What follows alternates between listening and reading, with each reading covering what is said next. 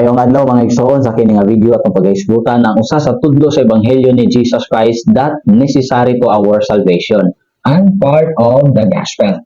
Kini tudlo ni Jesus Christ o gitudlo pud ni sa mga disipulo ni Jesus Christ. Kay daghan ta mga igsoon nga nagtuod that this baptism is not vital and not necessary nowadays and not part of the gospel. Mga igsoon, tinuod ang gitudo ni Jesus Christ ug mga apostoles. Si Christ nabuhi, natao siya, namatay ug nabuhi pag-usab. Mao na yung gitudlo sa mga apostoles ni Jesus Christ. But dili lang na mao. Mao ni ang gitudlo sa mga apostoles or even Jesus Christ himself. Naana si Christ ug ang kailangan buhaton sa tao itungod naaman si Christ, they need to have faith in Him. Adunay pagtuo diha kang Jesus Christ. Ang mga apostoles ug si Hesus Kristo nag-invite sa mga katawhan to repent of their sins. Because no unclean thing can enter into the kingdom of heaven. Third, si Jesus Christ ug mga apostoles nagtudlo sa baptism. Nakinahanglan ang mga katawhan mabunyagan. Because that's part of the gospel of Jesus Christ ug adunay connection sa pagbalik sa atong nangitnong amahan o kay Jesus Christ. In order for them also to receive the gift of the Holy Ghost. That then, ang mga apostoles ug si Christ nagtudlo usab sa paglahutay hantod sa hantod. It was taught by Jesus Christ himself and also the apostles of the Lord in New Testament times. Kini po siya gitudlo po ni Jesus Christ, no? It was confirmed that the gospel of Jesus Christ is this, that He was sent by the Father to do the will of the Father, no? Sabi dito sa 3 May 5:27 verse 13, o niyang sulti niya sa mga tao dito sa lumang Amerika, behold, I have given unto you my gospel, and this is the gospel which I have given unto you, that I came into the world to do the will of my Father, because my Father sent me. And then, and my Father sent me that I might be lifted up upon the cross, and after that I had been lifted up upon the cross, that I might draw all men unto me. And it came to pass that whoso repented and is baptized in my name shall be filled. And if he endured to the end, behold, him will I behold guiltless before my Father, and that day I shall stand to judge the world. So, makita na ito mga igsoon nga sa Hesus Kristo mga apostoles nagtudlo sa ebanghelyo ni Jesus Christ. That Jesus Christ, the Son of God, na tao, namatay o nabuhi pag-usab. And because of Him, all mankind might be saved.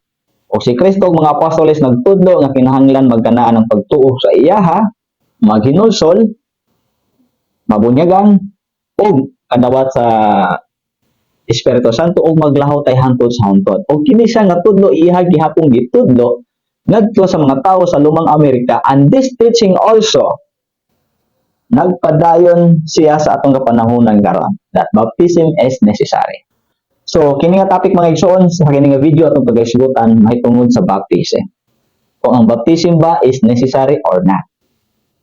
Sa baptism mga igsoon, adunay tulo ka elemento nga dapat naa sa atoa kung kita bunyagan. Una, who baptized us? Kinsa bagi magbunyag sa ato? Ang tanan ba nga denominations, tanan ba nga religion nga magbunyag? Or dapat adunay authority to baptize? Pangalawa, tanan ba bunyagan? Bata, tigulang, o kinsa bagi dapat bunyagan.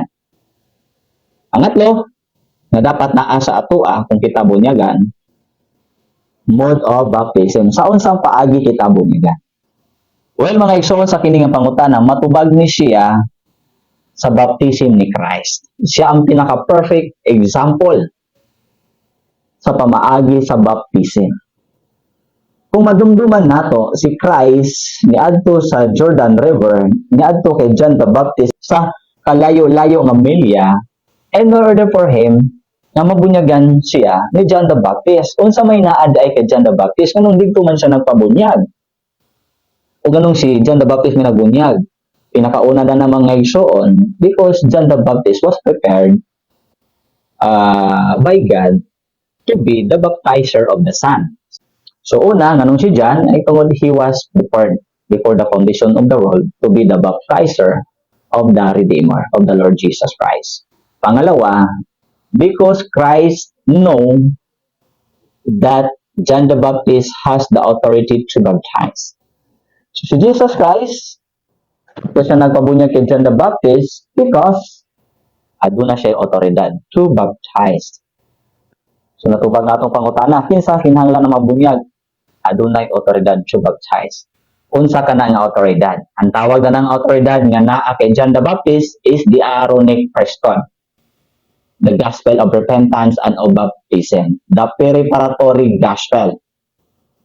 Aaronic priesthood, the gospel of repentance and of baptism. Mao nang hawak-hawak na otoridad ni John the Baptist, the Aaronic priesthood. Natubag ng una pangutana nga ang magbunyag sa ato dapat adunay otoridad, the Aaronic priesthood. Next, si Jesus Christ, nabunyagan siya, aduna na siya kahibalo. Dako na siya nabunyagan. I-explain nato na mamaya, no? Dapat ang mabunyagan, aduna nay tinguha, aduna nay desire, no, na mabunyagan. Si Christ, according sa Mateo 3, no? Nag-ingon dito na si Christ ni ahon gikan sa tubig. So, buoti pasabot, gikan siya sa tubig, gigiahon, gilubog siya sa tubig. Anong kinahanglan man ilubog? Baptizing meaning from the Greek word to dip or to immerse. By immersion for the remission of our sins. Para sa kapatawaran sa atong mga kasalanan. So, mauna siya si Christ ang pinaka-perfect example. Hindi sa mga igsoon, it was also explained in the Book of Mormon in 2 Nephi 31. Di-explain ni Nephi, ano si Christ kinahanglan man bunyagan, nga huli naman siya o balaan naman siya. Gani mga igsoon, si Christ nga balaan, nagpabunyag pa gani, how much more nga kita makasasala? As you claim, ang sa Biblia na we are sinners. So, mas dapat o karapat-dapat kita na mas bunyagan because we are sinners, no? Si Christ, iyahalang ka ng gihimo to fulfill all righteousness. Ando na yung mga rason to fulfill all righteousness, no? Muna itubag niya kang John the Baptist. And it was explained by Nephi. Ang say rason, una, because he humbled himself before the Father. Then, he was obedient to the Father. And then he set an example to us. Because Christ was baptized, din kita po kailangan mabunyagan. Anong kinahanglan man? Maunang tubag ni Christ kay Nicodemus. Except a man be born of water and of the Spirit, he cannot enter into the kingdom of God. That means baptism is necessary to our salvation and part of the gospel. We need to believe in Christ, to have faith in Him, na ana si Christ, and then we need to have faith in Him. And then He commanded us to be baptized, then to receive the gift of the Holy Ghost, and then endure to the end. Ay, unang tulo ni Christ sa mga apostoles. Natubag na, no? Atong pangutana na kinsa magbunyag, kinahanglan adunay authority, adunay desire o tinguha, dako na o pinaagi sa paglubog sa tubig. Kini sa mga igsoon sa Kristo nung nagpakita siya sa iyang iba pang mga tupa nga na-mention sa John 10:16, that other sheep I have which are not of this fold, iyang gibisitahan o dito gi-explain niya found in 3 Nephi 11.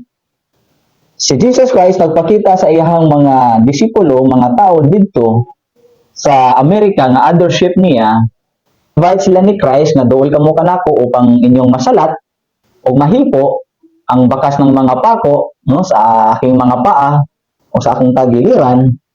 Sabihan ni duol sila o nagkanaa sila ng pagpamatuod na si Kristo Jud, the Savior of the world, the Son of the living God, ang nagpakita sa ilahan nga ilahang gihulat-hulat na promised Messiah aduna sila'y gisinggit. Uni ang ilahang giingon. Hosana.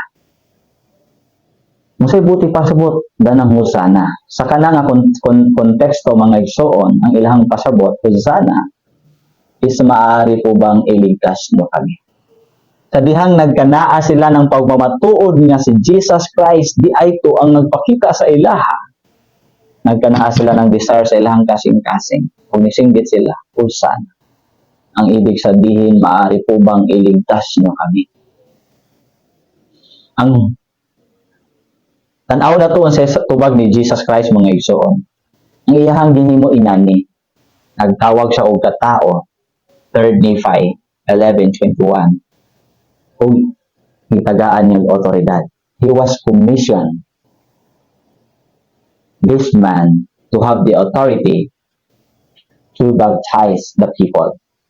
Kung niingon tagit siya, the 3 Nephi 11, there is a verse 23. Ingon si Christ, verily I say unto you, that whoso repenteth of his sins through your words and desireth to be baptized in my name, on this wise shall ye baptize them. Behold, ye shall go down and stand in the water, and in my name shall ye baptize them. Gihimo ni Christ mga igsoon, tungod kay ang mga tao nagkanaan ng pagmamatuod, oy si Kristo ni. And I believe in Him. And they wanted to be saved. O shouting, Hosanna. Maaari po bang iligtas niyo kami?